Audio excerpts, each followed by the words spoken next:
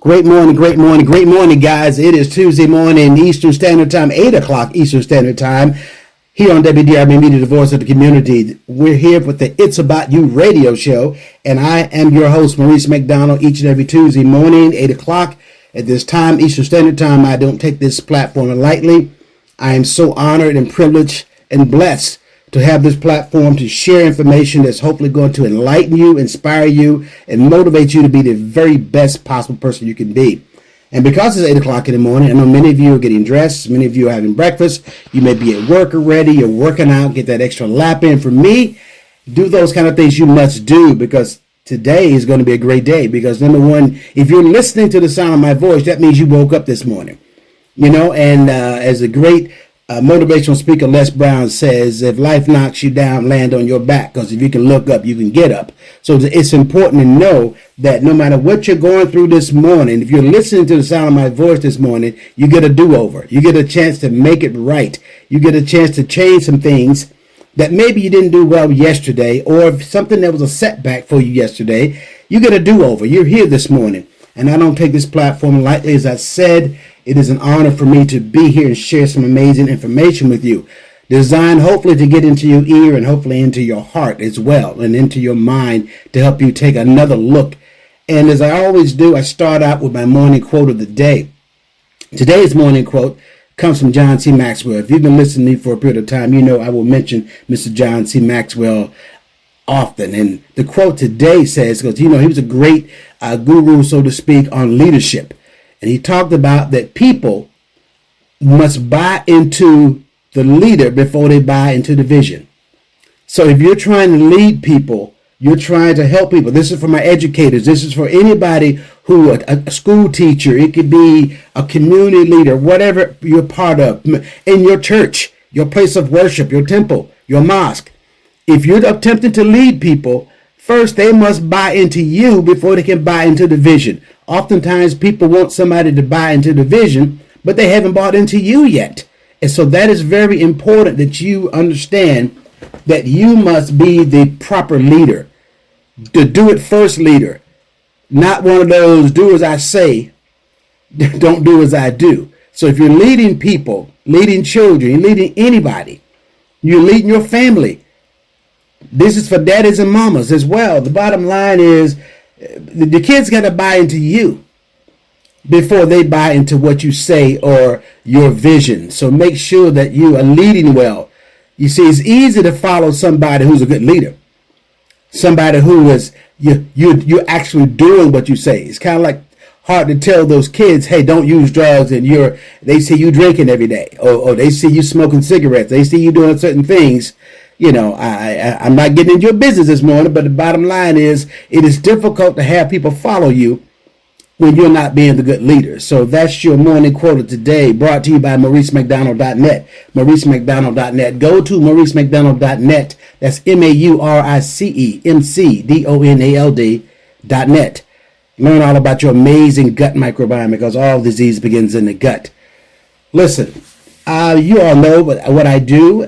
You've been listening for a period of time, but in case you are listening for the very first time, I've had 3 amazing careers.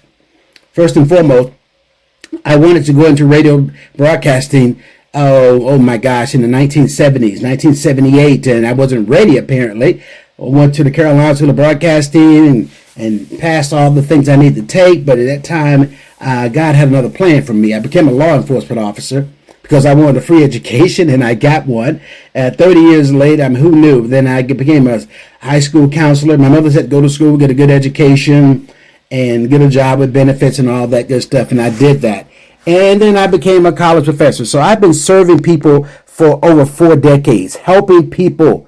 Sharing is what I've been doing. And when you know it, 45 years later, because timing is everything, God brought radio back to me, and here I am. And so as the educator part of me, which I must say was the best job I've ever had, best career I've ever had out of all of them, was being an educator. And I come across students from all walks of life, from ages 19 all the way up to 70 years of age. And people come in, first and foremost, I was a non-traditional student. For those of you who don't know what that is, non-traditional student means you're not that 20-year-old, that 19-year-old, that 24-year-old coming out of college. You may be 40 years old of age, 40 or older. Those are non-traditional students. I got my master's degree as a 42-year-old non-traditional student, scared to death, did it scared.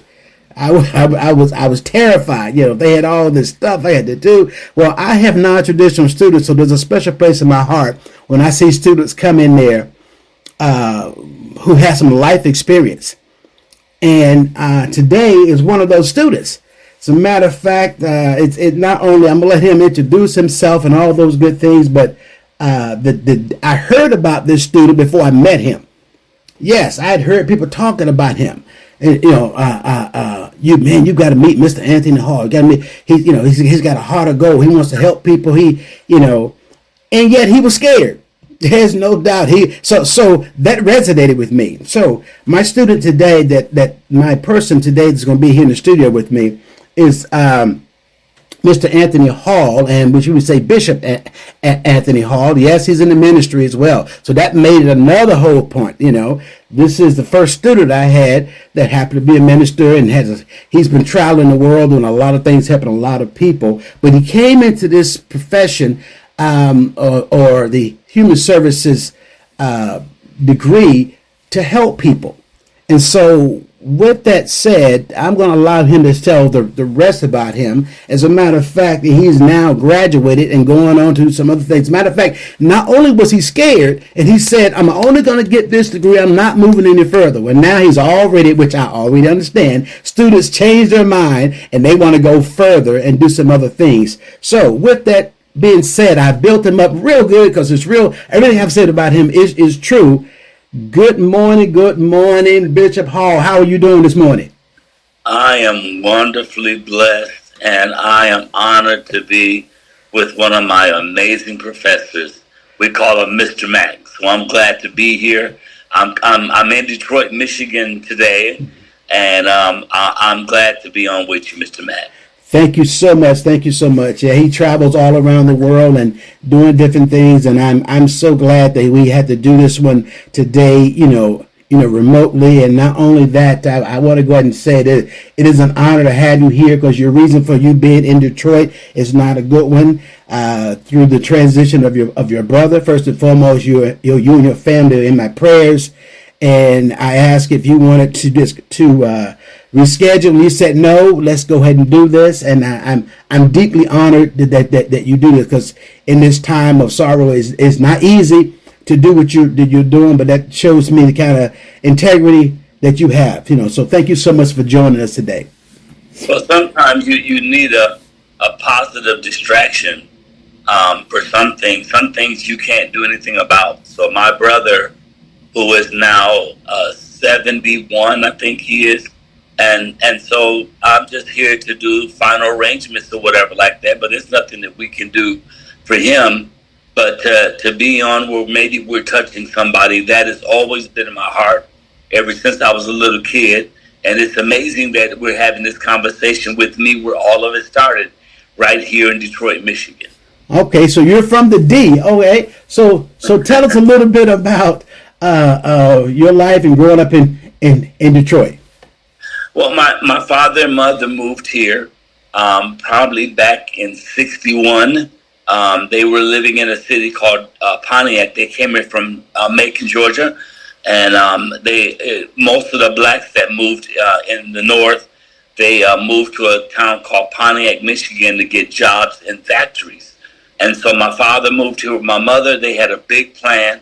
And that plan was he was going to go work, and she was going to take care of 7 of us, 6 boys and 1 girl.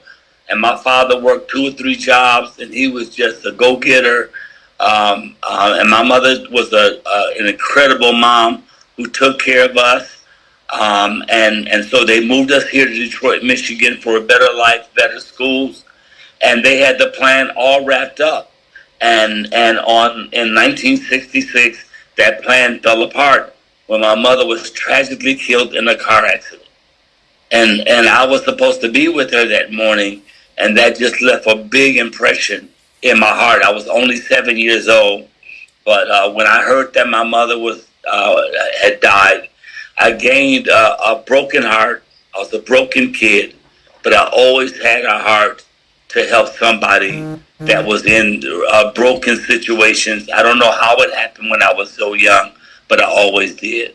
Yeah, yeah. As you mentioned, broken. That just reminds me of someone I know had written a book once called that. Broken crayons still color.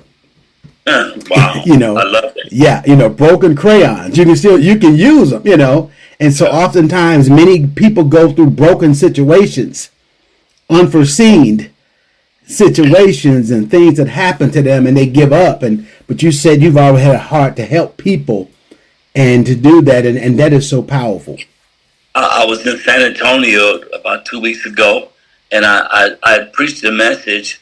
One of the number one questions that I get no matter where I go in the world, the number one question always is, how can I know my passion?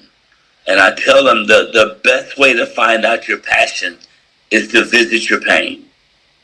And so if you visit your pain, then and go back to try to help somebody like you wish somebody would have helped you, that is most likely where your passion is going to be. Because I found out some people go through life and they become old and they never understood what their main point was in their life. And so what we did was, me and my wife had a very troubled life, and I'm sure we're going to talk about this, but we just went after people that was like us, that had no hope, and ministering and helping and encouraging and living a life, an example before them, has been able to help us now that we're much older to be able to know that we found our passion by visiting our pain. See that? I want my listeners to catch that. You see, a lot of times lessons are not taught, they're caught. Hello. So catch what he just said. He said sometimes to find your purpose, revisit your pain. And oftentimes we run from pain. That is one of the things that, that is just inherent in most people. We run from the painful situations. But sometimes there's a lesson in there. So you said that you taught that message, and I'm sure that was a very, very powerful to understand that visiting that pain. So sounds like what I'm hearing you saying is one of the defining moments, when you felt the path of your pain that led you to help other people. Yeah, well, there's several things, and if when I tell people to visit their pain, I'm talking about those painful situations have to be a defining moment in your life, and you have to live long enough where you can define it as a great defining point. Like one of the situations when I was 15 years old, right here in Detroit, Michigan, I was a young troubled kid. Got on drugs when I was 11. Got in gangs right here when Detroit was the murder capital of the world. When I was 12 years old, very troubled, very messed up. Went to church, gave my life to Christ when I was 15, and the pastor tried to molest me. And then I threatened to kill him, of course. Yeah. And he turned the whole church against me, and was telling people that I was a troublemaker. And so that could have been something that could have destroyed my life. It could have made me destroy my life, hate church, hate pastors, or whatever like that. But just that one defining moment at 15 years old, I was so distraught and I began when I turned probably about 30, I begin to use that pain to touch somebody else. So as I travel all over the world for all of these years, I would always have one night to pray and minister to men and women that's been through molestation. And so that's using my pain to touch somebody else. Mm-hmm. And that has been, so everybody that's gone through some kind of painful situation, instead of running away from it, use it as a defining point or a question. Use it as a defining question. How can I use this to touch somebody else? Yeah, that part. How can I use this to touch somebody else? Now, you say you've been all around the world. So I know you and I have had many conversations where you help couples. You and your Yeah. wife help people, marital couples, those kind of things. Uh, First and foremost, name some places, some countries that you have ministered in and helped people. Uh, I've been all over the Philippines. I've been to several continents in Africa. I've been to Spain, several places in Spain, several places in France. Um, I've been to several places in Asia. Um, uh, So basically, all over the world, pretty much. yeah, Yeah, yeah, yeah, yeah. uh, You're hitting over half the world right there. yeah, and many places in those places. A lot Right. of times people think that if you fly into like Africa, Africa has several continents, the size of America Yeah, in one continent. yeah, So, yeah, yeah. as a matter of fact, I just got back from Africa in last October, and I'm Mhm. scheduled to go back this October. Good deal, good deal. And I noticed that you have been in class. A couple of things that you have you included. You had told me in your training with couples, and that was one of the things we talked about was that geneagram. You know Oh my that you did, that you included. So if you would, just for my listeners, a geneagram is something that's used, in counseling sessions sometimes where you go back and look at your family tree. You go back and look because you see a lot of times, the good book says you'll know the tree by the fruit it bears, right? So the end of the day, you look at an apple tree, you know it's an apple tree because you look on the tree, you see apples, okay? So sometimes things happen in our families. We don't know what happened back 1, 2, 3 generations ago, and it can be a painful ordeal. A lot of students hate the geneagram, where you have to go back and trace your family history, what happened to grandma. And so, if you would tell my audience about your experience with the geneagram, and then how you benefited from it, and now you use it with your clients when you're working with couples. Jesus said that no tree that has a bad root can bear good fruit, and no bad tree can bear good fruit. And so I remember sitting in that class in her interviewing techniques with Miss Johnson, and when she was telling us about the genogram, at first I was like, "Oh my God, what in the world is this?" Because I had just gotten to school, I was still kind of afraid. And so when I did my genogram, the light came on, and I was shocked at just how my life has become like it is based on something else. Me and my wife, we're writing our fifth book. And in this fifth book, and I do this right now in my marriage and relationship boot camp, I had people to make 2 boxes, and they draw a picture of 2 boxes. And I tell people, everybody, no matter who they are, I have wealthy people, very rich people in my boot camp. I have professionals, teachers, preachers, doctors, all kind of stuff in my boot camp. And everybody that comes in my boot camp, they have to do the genogram, because we deal with 3 things in our boot camp. And I'm going to come back to the boxes. We deal with 3 things in the boot camp, and only 3 things. Number 1, where you come from. Number 2, why you do what you do. And number 3, are you willing to change your behavior? So I have everybody, in order to become part of the boot camp, they have to do a genogram, a deep dive into where they come from. And so that first box that we're writing about is the things that happened to you that you had no control over. And all of us, no matter who we are, where we're from, what continent we're from, everybody has 2 boxes. And the first box is the stuff that happened to you that you had nothing to do with. And everybody has a box like that. The second box is the things that happened to us that we caused to happen to us. And so what the genogram does is it helps couples, or it helps anybody to know what was passed to them and the things that they created. Right. And so that genogram has like for instance, in the Hall family, alcoholism has wiped out a whole generation. I don't have any uncles or aunts or grandparents or whatever like that on the Hall side because alcoholism wiped it out. My oldest brother died because of alcoholism. My brother right over me died because of alcoholism. My brother right now who's dying any day here in Detroit, Michigan is because of alcoholism. Well, guess what I'm not going to do? I ain't drinking.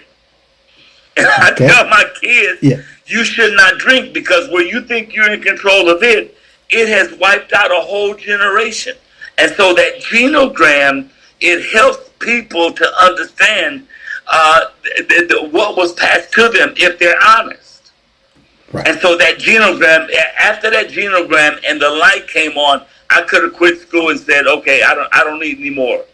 Because that was the thing that made the greatest impact in my life. And I am a big proponent, and I tell everybody about the genogram. And people that we coach all over the country, they cannot even start boot camp until they do a genogram.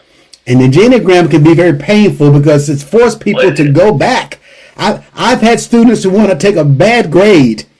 Why should I get? Because you have to go ask grandparents and ask other people and aunts and the first thing they say is, "Why are you bringing that up? That happened a long time ago. It can be painful." Some of them people know, and then some don't know. You said alcoholism. In some family situation, divorce has been a pattern. A lot of times, the sexual molestation has been a pattern. You find out that dirty uncle or that aunt or whatever happened in the past, and most of us say that happened in the past.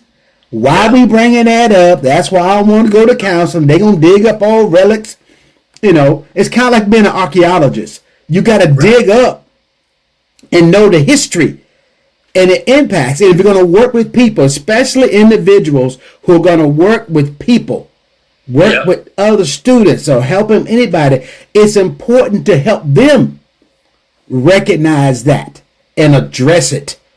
And so I'm glad you're using this in your boot camp when you're working with your couple, because how many couples don't know what happened with their spouses past, and that can help them in their current relationship. And somebody knows the story. Yes. Somebody knows the story. Yeah. And so I push people to find out the story. In my first book that I wrote, it's called The 10 Things I Wish My Father Had Taught Me. It was a book that I wrote about 10 principles to how I've been able to have a changed life. And the 10 things I wrote down these are the 10 important things that I learned. And one of the things one of the chapters is called Learn Your Father's Story. And now that I've outlived my father, I wish that I would have had this book when I was like 20. Right. Because my father died a very bitter, broken man. And he was lashing out, and he lashed out constantly at me. And now that I'm older now, and have outlived him, I wish that I would have had the wisdom I had now to try to just hear his story, because he died, and me not knowing the story. And that's the painful thing. The painful thing is that he died without me sitting down, finding how he sees life through his eyes and his experience. Okay. And what was the name of that book? Your first book? It's called The 10 Things I Wish My Father Had Taught Me. 10 Things I Wish My Father Had Taught Me. And those based on 10 principles. I'm going to go ahead and tell you right now, Bishop Hall, this is going to be a part 2 series. If I can tell you right now, there's so many things that you and I need to talk about here that there's no way we can get this done in an hour. So I'm going to plant that seed right now, because of those 5 books you got are very powerful. And this is, you are the second student I've had who's authored books. And at the end of the day, because everybody has a story out here to be told. And what is history? His story, okay? And so when you know your story, and you now can begin to heal, to develop, to understand the good, the bad, the ugly, because I truly believe that we all got some of that good, the bad, because a lot of times people will come, especially in the field where I teach and work with, people put a nice facade that, I came from a good family, I this and that, and nobody talks about that alcoholism. Nobody talks about the idea of people who went to prison, the series of individuals that was involved in a lot of negativity, or broken family, being on welfare, being all the whole generational curse, so to speak. But they only talk about, I'm a self-made man, I'm a self-made woman, I've done this, and they're not telling that part of it. And we're going to take a quick break here in a second. When we come back, let's address some of that stuff that people hide from and don't talk about it. Yes. Hey guys, we'll be right back. We're going to take a quick break. We'll be right back. Did you know all disease begins in the gut? That's right. Your gut is the gateway to your better health. But modern diets and stress can lead you to be out of balance. Introducing Love Biome, your all-natural solution for a healthier you. Love Biome is scientifically formulated to nourish, restore your gut microbiome with prebiotics, postbiotics, and probiotics, all made naturally clean ingredients, no filters, no chemicals, just pure wellness. Boost your immune system, strengthen your life daily with Love Biome. Simply go to MauriceMcDonald.net. That's MauriceMcDonald.net and learn all about your gut microbiome. That's MauriceMcDonald.net, and learn about the all natural ingredients from all over the world to help you have a better gut microbiome.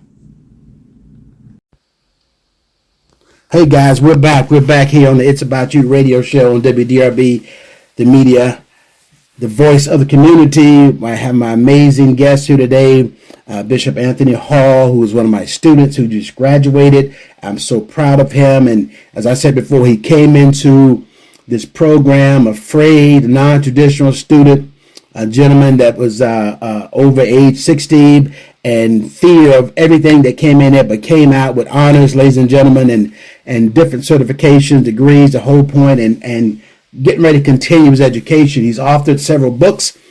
He speaks around the world, and he very candidly talked about his growing up in Detroit. If you're just joining us, he talked about, growing up in a tough neighborhood in Detroit, like many people have done some things in the past, but also shared that after giving his life to Christ, that the pastor, attempted to molest him. So I want you to imagine. So we're not, and he's very, very mean, very transparent. And as a man, many of us are not transparent. Well, he's sharing it out here because we've all been through something. Before the break, we were discussing people who don't share their truths or don't share information, things how they try to hide behind certain things. If you would, Bishop, continue along that vein with some things you have been talking about. Well, I am not against counseling. Of course, I've been to counseling at one time, and but I tell people that the best way to find out your passion is to visit your pain. And sometimes God will place you in situations to use your pain to help thousands of people. I remember right here in Detroit I talked about when my mother died when I was 7 years old. She was 33 years old, and she fell asleep at the wheel taking my father to work here, right here in Detroit. My brother, who was in the car with her, was 12 or 13 years old, and the car crashed, cut in half. My mother was thrown out, one of her legs was cut off. Another one was barely hanging on. And as she laid there drowning in her blood, my brother holding her in his arm, and people, which was a predominantly white community, they were throwing cans out the window screaming, "Let that nigger die." And it was horrific. And so the night that Martin Luther King was killed, Detroit was on fire. And so my brother sat us down. He never talked about it, would never talk to anybody about it. Of course, back then, they didn't believe in sending black people to any kind of counseling. And so my brother told us about what happened, and I can immediately feel hate for white people. Immediately. as a 10-year-old, I was 10 years old then. I immediately felt hate for all white people, and I started smoking dope when I was 11, and I used to fantasize about walking, killing all white people. So to make the story short, then years later, when I turned 30 years old, being a musician, I was traveling with a friend of mine in Houston, Texas, because I'm a musician also. And so one day, and he says, I just want you to know, I traveled to mostly white churches. And he was a black guy also.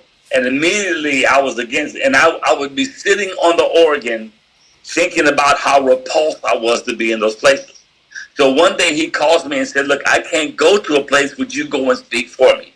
So, of course, I accepted it and went. And from that time, for the next 17 years, God placed me in all white churches, all over America. And just think about that. Think about the trauma that happened to me where I could end up dying a racist. But in those situations, made so many friends, and what God was trying to do, he was trying to set me free. And so sometimes in your pain, God will set you up in a situation for you to face your pain and use it to heal somebody else. And telling that story all over this country in big conferences where thousands of white people were, it brought so much healing in the races, because God used that one situation to help so many people. Oh yeah, that is powerful. That is so powerful, and that's why a lot of times the pain or the things we go through in our life, but like you mentioned about counseling, but I highly encourage individuals right now, those of you who grew up in neighborhoods or communities or cultures where counseling is taboo, I want you to imagine the checkup from the neck down. We have no problem going to the doctor. You've got a prolonging pain going on in your back and your stomach, or something's happening, and your fever's out of control. You're dizzy. You're about to pass out. People will say, "Go to the doctor. Have you been to the doctor?" Well, what about that checkup from the neck up?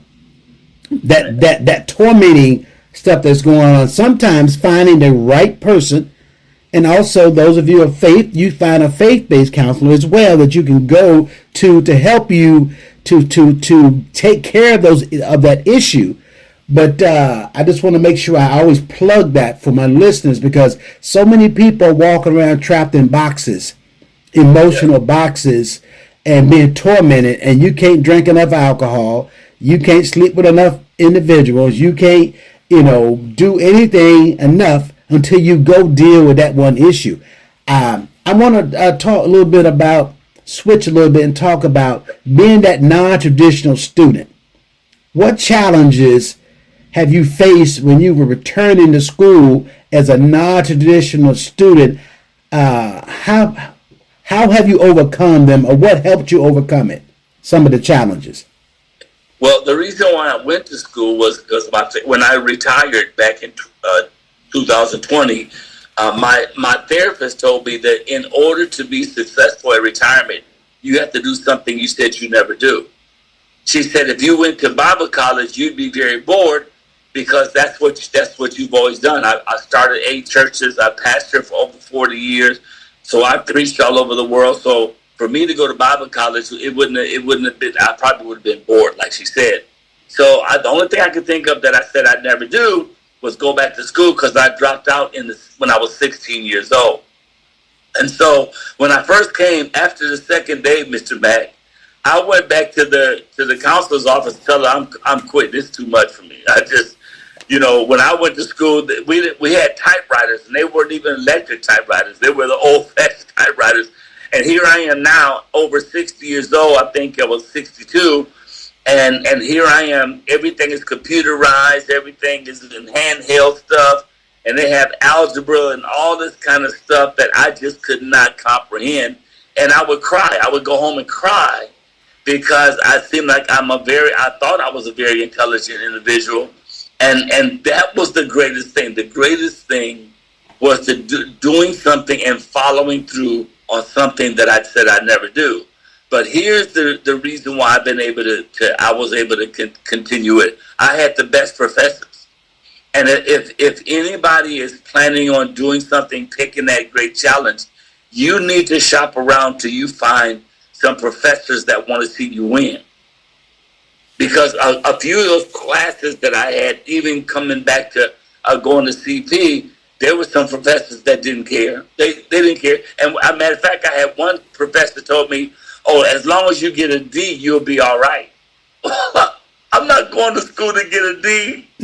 And I had Dr. T, I had Miss Johnson, people that, number one, would not let me quit. Number two, they saw something in me that I can bring life experience to the class.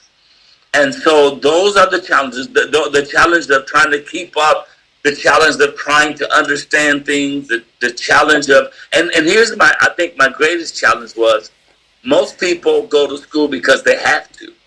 They're trying to improve their life. They're trying to get a better job. But the hardest part was me going to school and I didn't have to, because I'm taken care of for the rest of my life. I never had to work anymore. And that was the greatest challenge. So when I faced those challenges that life brings, I had to really challenge myself, and my wife challenged me, that I wasn't going to give up or wasn't going to quit.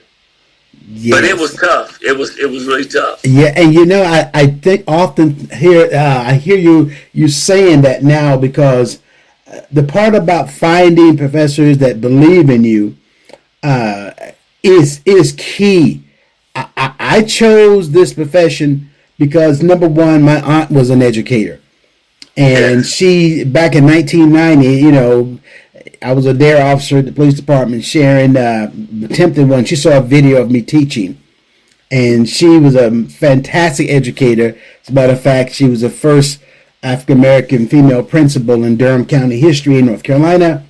And there's a school named after her now in Durham, and the Murray Massenburg Elementary School, and $90 million school, as a matter of fact. But that woman was a sharecropper's daughter, so to speak, and was walking to school. That whole story, and she saw me teaching, and she said, "Boy, you're a natural teacher. You can do it." And I was in my 30s at the time, and she saw the video, didn't know it was me teaching. She said, "Look at that guy right there. And then she put her glasses on. And she said, "Wait a minute, boy, that's you."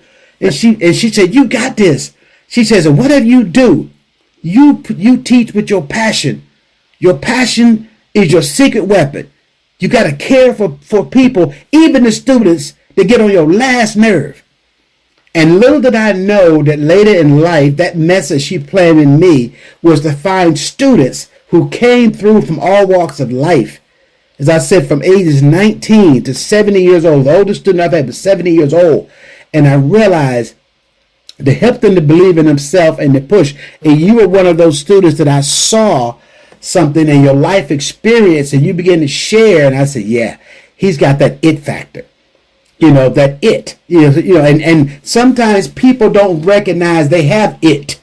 They don't know, because they've been told you ain't no good, you ain't that. Matter of fact, my third grade teacher told me I wasn't college material. So every day I walk into the classroom, every single day I walk into the classroom, I tell myself she was a lie. The word that she said, what she meant for evil, going back to what you were talking about earlier, what people say about you and who you are is two totally different things. And do you buy into it? Stop believing the negativity and the hype that they got. And I started telling myself, my goal is to bring the best out of every student in here who's ready. And I'm going to challenge those who are not ready. I'm going to challenge those who even ready, to make everybody go to another level. So that part is key when you said finding those that believe in you, because let's face it, as you well know, there are some ministers that should not be ministers. There are some doctors that should not be doctors, some police officers that should not be police officers, and there are some educators. Their goal is not to help the student. Their goal is to try to impress them with their knowledge. Wow. And that's not the goal of education, and the goal is not to just cover material and those types of things. Well, I've always been told that I would never accomplish anything. My father told me everybody that he knows named Tony was a loser. So growing up hearing that, and then dropping out of school when I was 16, had a little stint in the military, got home. My wife, who got pregnant at 17, and I got her pregnant at 18, and we got married at 18. Both of us high school dropouts. Both of us have been told we'd never amount to anything. People here, if you'd have saw the pictures of my wedding, you'd have thought it was a funeral because everybody was just somber. Her father, my father, they said it would last 6 months. Well, guess what? In a year and a half from now, we'll be married 50 years. My wife is going to school for her doctorate degree, and I'm about to go back to school for my bachelor's degree and probably going to get my master's degree. And we've raised 4 kids. We have 14 grandkids and 9 great-grandkids, and we're touching the world. That young couple, because here's the thing about it, and I share with people. There's a few hidden voices that we always hear. There, of course, it's the voice, and I believe it's the voice of God that speaks life to you. Then there's a voice of evil. There's the voice of Satan that always tells you what you can't do and what you're not and who you're not, and you don't look good enough and you don't measure up and all this kind of stuff like that. But that third voice is the most important voice. That third voice that's the most important voice is that voice of yours. That voice, that your voice. And so every day when I got up to come to school, all the students tell me, you dress so nice coming to school. Well, the reason why I dressed nice, number one, I like to dress nice. But number two, I had to put on successful clothes to say that I'm going to school to become a success. So when I walked across that stage, I can't tell you how everything in me was shaking. But it's that voice in you that you have to take charge of, not letting people dictate your narrative. You have to speak who you are. If you believe everybody else what they say, then you will never accomplish anything. You have to look in the mirror and say to yourself, yes, I had a bad start. Yes, I made some mistakes in life. Yes, I probably made some blunders. But guess what? My blunders don't define who I am. What defines who I am is I define what I am and who I am. Yes. And that is the thing that's changed my life. Yes, those voices. I love what you said about those voices. So you said that first voice is that the one you said what people say about you? No, the spiritual voice. I think you said right. The first voice is God, Mm-hmm. because He's always speaking life. Mm-hmm. God loves you. He's not going to tell you anything bad about you. He's going to always tell you He loves you. Then the second voice is the voice of Satan. Ever since I was a young kid, I remember speaking evil. I hated myself. I hated how I looked. I thought I was a loser because the people was telling me that. And that voice is constantly telling you what you can't become. But that third voice, you have to take charge of that third voice, and that third voice is yours. Your voice is the most important voice that's going to be in your head. Yes. So you need to define not how you feel, not how you look, not your mistakes, nothing like that. You have to define who you are, and your voice, the words that comes from your heart, that will produce what you will become.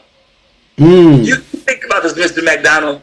I was just going to school to get 1 degree. That's all. I never walked across the stage, dropped out of high school when I was 16.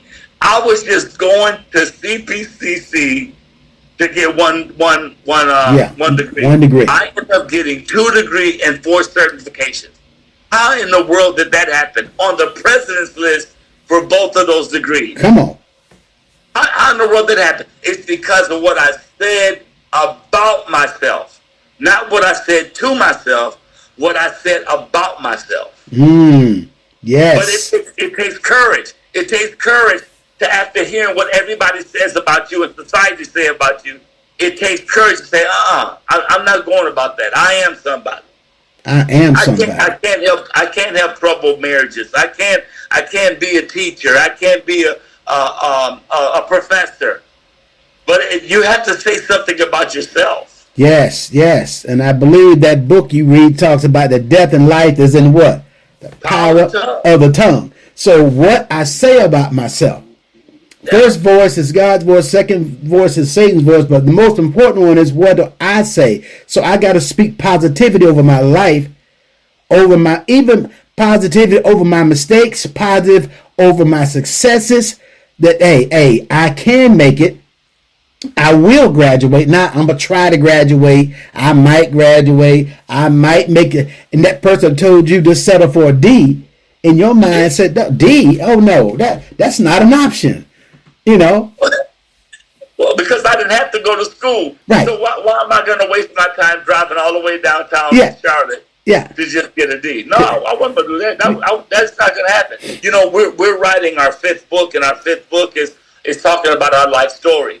And the premise of my book, it comes from a scripture in Romans 8:28. And so I want to make sure that I don't just assume that everybody that's listening to this program reads the Bible. But the Romans 8:28 says, and we know that all things work together for good to them that love God, to them who are the called according to his purpose.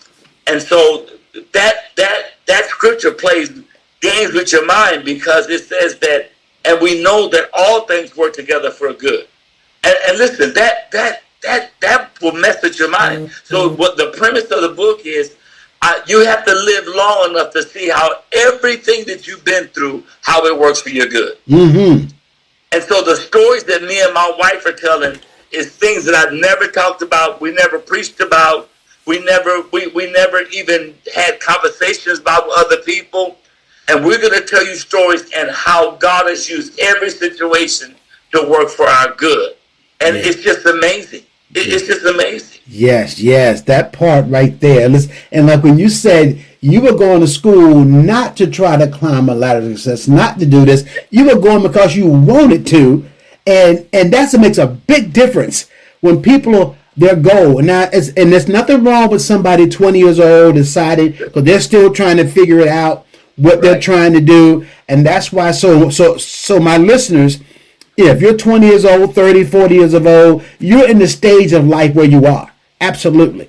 And you keep pushing forward, speaking positivity of your life, saying, I will graduate. I must succeed. Even if I get knocked down, I'm getting back up. I'm going to keep going. I'm going to see myself going across the stage, the cap and gowns, and not speaking negativity, not listening to the past voice. You failed last time. You the black sheep of the family. You know where you come from. How can you think you gonna graduate? Who gonna hire you? And all the negativity, the voices you hear in your head. Yeah. So what I'm hearing you say is, what voice are you speaking? Yeah. I in my second book, it's called The Green Room, and it's a book about wisdom from every age, from birth to 20, 21 through 30, 31 to 40, up to 70 years old. And in those age groups, I talk about the things that you should accomplish if you're going to get to the next stage in life. And one of the scriptures that David wrote, he said, Lord, teach me the number of my days to apply my heart towards wisdom. And so there's a wisdom that's needed in every age group. So from birth to 20, there's a certain type of wisdom. From 21 through 21 through 30, there's another type. And I give every one of those stages a certain name. And so the thing about it is, when I came to school, I've traveled all over the world. I've already written 4 books. I'm well known. I'm known everywhere. I have a great ministry and whatever like that. But I looked over my desk, and over my desk was the GED. Mm-hmm. So the challenge, I think my greatest challenge was going to school and not having to going to school. Right. So I wouldn't be less than if I didn't go. But there's such a pride of finishing strong. And that's what I want to encourage somebody. I quit a couple of times, but number one, y'all wouldn't let me. Number 2, I had great advisors say, look, if you don't want to be in computers, what do you want to do? I didn't know what I wanted to do. They said, well, what do you like to do? I said, I just like to help people. What do you think about human services? I didn't know what human services was. But when they began to tell me what defines human services, I said, well, that's what I've been doing for 40 years. He said, why don't you give it a shot? If you don't like it, you can drop out of that. But the more I begin to go, the more I begin to get a thirst for learning. And that's what the person that's listening, especially you older people, I know it's terrifying. But guess what? I don't know any older student that has gone back to school and finished that they don't feel like they've gained new life.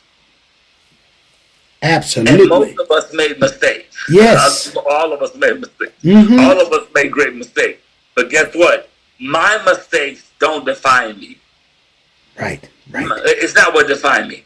I take charge of my life to define who I am. Right.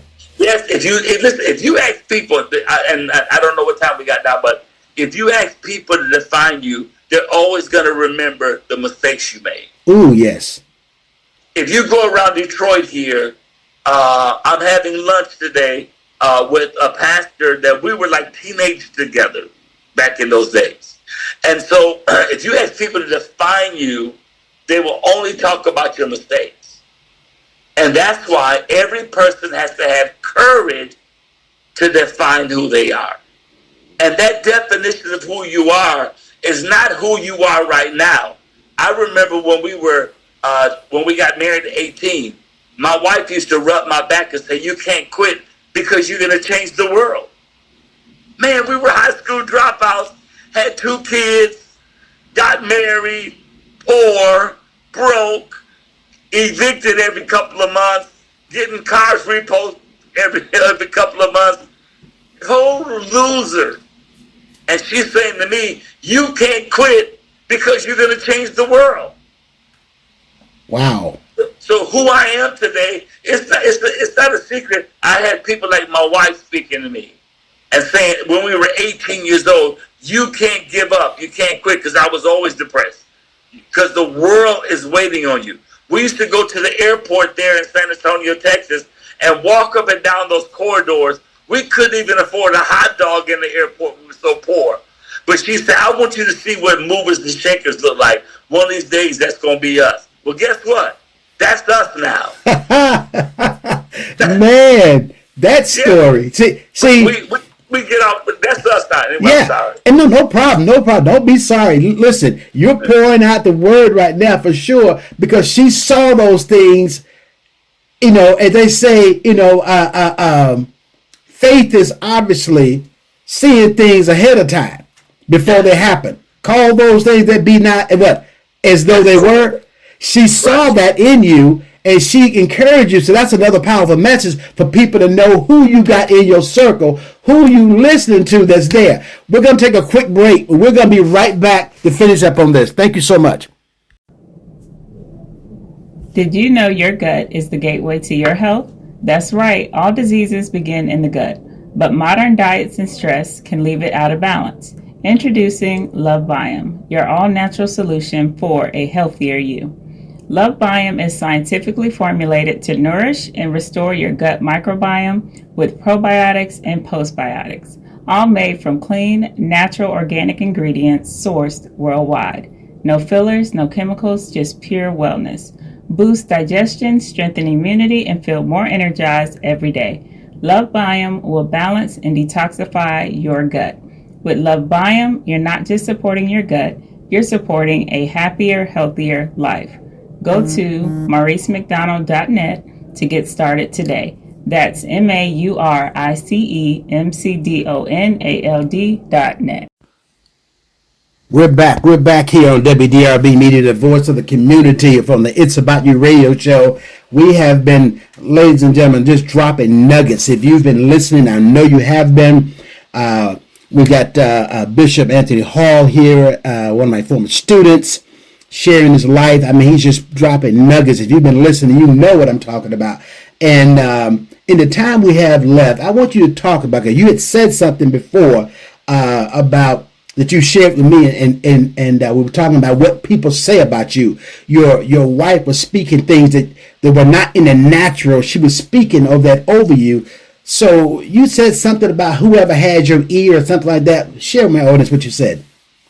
So, you have to think about whoever has your ear has your destiny. I'm sorry, they're having a fire alarm here. Don't worry about it. A fake fire alarm.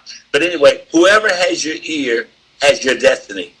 So you have to be careful who you make decisions based on what they say, because we're always hearing stuff. But whoever has your ear has your destiny. And so you have to be careful who you make a decision based on what they say. Because whoever has your ear has your destiny. Right. And so I'm very, very clear on people, because people are always talking to me. But there's only a very few people, probably a handful of people, that when they say something, I make a decision based on what they say. Yes, yes. And your wife saw something in you as a young couple going out to see things. Because I always tell people also, sometimes when people grow up in poor, I went through some training once, and the person told me, what kind of car do you want to drive? And I just talked about a convertible. What kind of convertible? They wanted me to be specific. And I said, a Mercedes. They said, go to the Mercedes dealership. Go sit in one. Go actually like you're going to buy it. Just go out there. Well, in the natural, you'll say, well, I can't afford this. I ain't going to go out here. No, they said, go sit in it. Get a visual picture. By you going to the airport out there, and your wife said, you're going to change the world. And now you fly all over the world to do those kind of things. In the natural, you didn't see it. You didn't see yourself graduate from college. You didn't see this. Because in the natural, how can a GED? Listen, and the fact that now you graduated, which it was so powerful watching you come out the very first student out of thousands, and I looked up and there you were, because I often tell people, see yourself graduating on day one. You must see yourself with the cap and gown. I even tell people, attend a graduation of somebody else. Right. Sit in the audience. See yourself going across the stage. See yourself becoming the hairstylist. See yourself becoming a barber. Whatever it is that's been birthed in you, you got to see it first. Like the word saw. I saw this. If you flip that around, it was. Saw is SAW, but it was is WAS. I was successful, because I saw it first. And oftentimes people struggle with that. But I appreciate you sharing this information and the nuggets that you have given to us today. And I know people have been blessed by it. But any last comments that you want my listeners to hear today in the time we have remaining? So my wife a year ago, we were looking for a car. And so we went to this dealership, and my wife saw this Mercedes-Benz. I thought about this when you said this. My wife saw this Mercedes-Benz. And so all these years I've been thinking there's no way that I can own a Mercedes-Benz because it costs too much to keep them, the upkeep and everything is so much. But here's what she said to me. She said, listen, you have given your whole life to people, and it's time for you to give something to yourself. She said, we're flying at another level. And so not only did I get that Mercedes-Benz and pay for it cash, she says, we're not flying in coach anymore. We're flying only first class. And so the thing about it is the mentality, not even God can break mentality. So you're going to have to change your mentality if you're going to fly to the next level. Ooh. So thank you for the opportunity. Yes. Woo. We got to do this. We got to do this again because you left the you gave them the 2-piece and the biscuit before we left. The combination you gave them to go to the next level. You got to fly first class, and once you go first class, you can't get back in coach. Let me tell you something. So, so all the time I've been thinking, but man, first class is so expensive. But you know what I found out? By the time they make you pay for your seat, by the time you fly and stuff like that, you pay for bags and stuff like that, you almost pay for a full first class seat. Yeah, absolutely. And so now that we have start flying first class, it's just a normal thing to us. But I found out it's all about mentality. Yes. Because if God could break mentality, then the people that came out of Egypt would have all went to the promised land. Woo-hoo. Oh. But not even God can break mentality. That's right. So you have to break mentality and not listen to what people say. Yes. What are you saying about when people tell me, well, this person said, this person said. I said, listen, you never even hear me preach about what people are saying. Listen, because it doesn't matter what people say about Tony Hawk. It matters what, number one, what God says about Tony Hawk, which is always going to be good, but what Tony Hawk says about Tony Hawk. And I'm not talking about in an arrogant way. I don't think I'm better than anybody else. That's right. But I just know, I know my story. Listen, nobody can take away my story. That's right. That's right. And I declare over myself every day that I'm going to be successful, that I'm going to change the world. I'm going to have a great marriage. I'm going to be a great father, grandfather, now great-grandfather. But what are you, the question has to be at the end of this, what are you declaring about yourself? Come on. Thank you so much. Listen, this has been powerful. We definitely got to continue this one. But listen, hey, listeners, we're going to be back next week, guys. Next week at Tuesday morning, 8 a.m. Eastern Standard Time on the It's About You radio show. We thank you for this opportunity. Go to MauriceMcDonald.net and learn all about your amazing gut health. We'll see you next week, guys, because we're going to be in the building.